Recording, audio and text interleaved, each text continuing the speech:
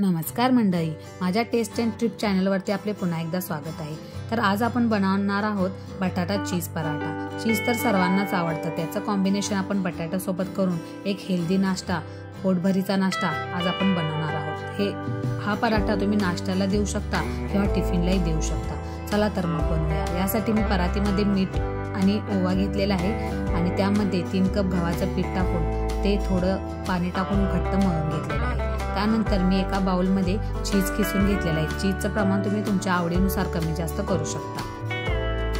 त्यानंतर उकडलेले 2 बटाटे मी या ठिकाणी घेतलेले आहेत, तेही छान किसून घेतलेले आहेत। त्यानंतर त्यामध्ये जिरा पावडर,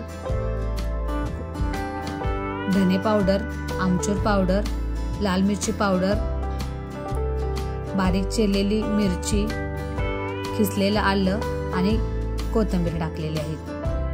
त्यानंतर शेवटी मीठ टाकायचं आहे। या ठिकाणी तुम्ही आमचूर पावडरच्या ऐवजी चाट मसाला टाकू शकता किंवा दोन्ही नसेल तर ते दोन्ही स्किप करू शकता। आता हे छान मिक्स करून घ्यायचं आहे आणि आपल्याला यापासून पराठे तयार करायचे आहेत। तर आपण जसं पूर्णाला पारी करून घेतो तशी पारी करून घ्यायची आहे आणि आपण जे तयार केलेलं मिश्रण आहे तर ते यामध्ये टाकायचं आहे। यामध्ये तुम्ही ॲडिशनल भाज्याही उकडवून टाकू शकता। चीजमुळे याची टेस्ट खूप छान लागते।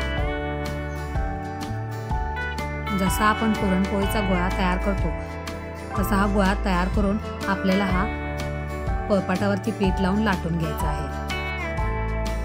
हा खूप पातळ किंवा खूप जाड असा लाटायचा नाही। हा मध्यम लाटून याची मीडियम साईजची चपाती तयार करून घ्यायची आहे। तुम्ही बघू शकता याची जाडी मी कितपत ठेवलेली आहे, तेवढीच याची जाडी ठेवायची आहे। आता मी दुसरीकडे तव्याला तूप लावून घेतलेला आहे। या ठिकाणी तुम्ही बटरचाही वापर करू शकता आणि त्याच्यावरती हा पराठा टाकलेला आहे। थोडं थोडं प्रेस करून हा पराठा आपल्याला दोन्ही बाजून क्रिस्पी होईतोपर्यंत भाजून घ्यायचा आहे। आता दुसऱ्या पद्धतीने पराठा करण्यासाठी मी एक गोळा घेऊन तो कडेने लाटलेला आहे आणि मध्यभागी थोडासा जाडसर ठेवलेला आहे। त्यावरती आपलं मिश्रण ठेवून त्याचा पुन्हा एकदा गोळा करून घेतलेला आहे आणि थोडासा प्रेस करून तो लाटून घेतलेला आहे। या पद्धतीनेही तुम्ही पराठा लाटू शकता। असा पराठा जर तुम्ही लाटला तर पराठ्यातून जे स्टफिंग आहे ते बाहेर येण्याची शक्यता खूपच कमी असते आणि तव्यावर टाकल्यानंतर हा पराठा छान फुगतो। तुम्ही बघू शकताय। आता मी पुन्हा एकदा तवा गरम केलेला आहे, त्यामध्ये थोडंसं तूप टाकून हा पराठा मी दोन्ही बाजूने प्रेस करून छान खरपूस भाजून घेत आहे।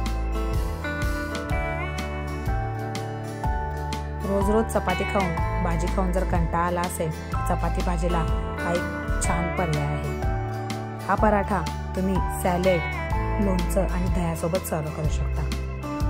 धन्यवाद।